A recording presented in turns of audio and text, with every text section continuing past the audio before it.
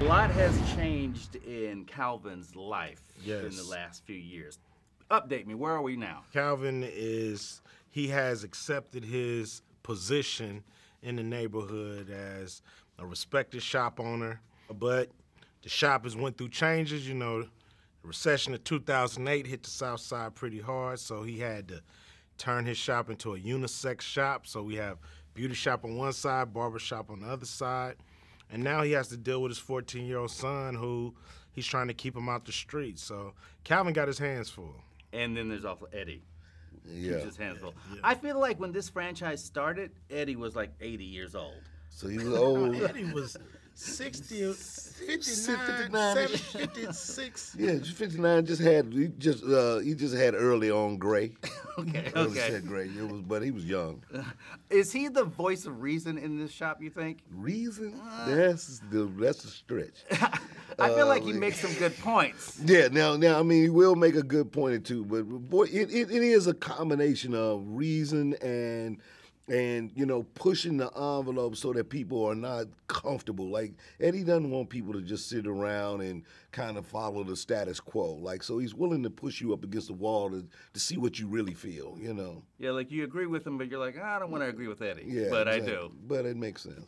Why do you guys think, like, more than 10 years after the last Barbershop movie, this one works, and not only works so well, but I can see it like coming back in 5 years or even sooner. Like, it just works. It just works because, I mean, the setup is so great. You know, you have a movie where you could talk about anything that's happening in the real world and still be on point, you know. So it's the perfect, I guess, movie that deals with fact, fiction, deals with gossip, but story, and it's just, it blurs those lines so seamlessly that I just think people will always love it. You know, long as we give enough time to make sure we have enough celebrities to talk about. So long as they, you know, make sure they stay in the news doing stupid stuff, we can always do another Barbershop. Are we gonna see like another in 5 years or?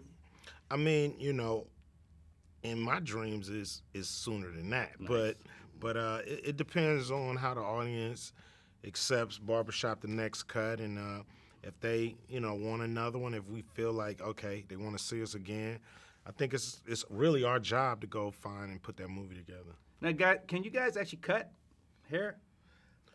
We can cut, but it won't be good. That's not good. Yeah, I do like a 2-guard and a 1-guard and just kind of go like in one direction. I'll let your wave pattern will still be there. Okay. Let's know that. All right, all right. Let's talk a little bit about tone here, because I thought the tone was perfect too, where, you know, you go from laughs, big laughs, to really some serious subject. How did you guys hit that right on the head?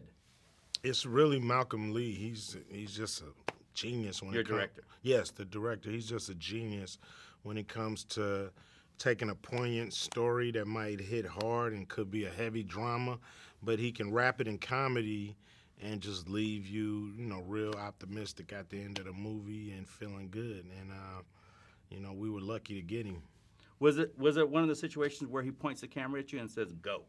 Yeah, I mean, you know, he definitely is like great at that collaboration. He's done so many ensemble, you know, movies where he has all these big personalities in a film, and so I think that was also, you know, he gets comedy. He also is, you know, very much in charge of the story. So he would let me go, of course, you know, just let me go and make it happen, but also be like, you know, it's going to be very important for you to kind of set us up so that we can spin to this storyline. So make sure you get back to that, whatever you do. I'm like, all right, no worries.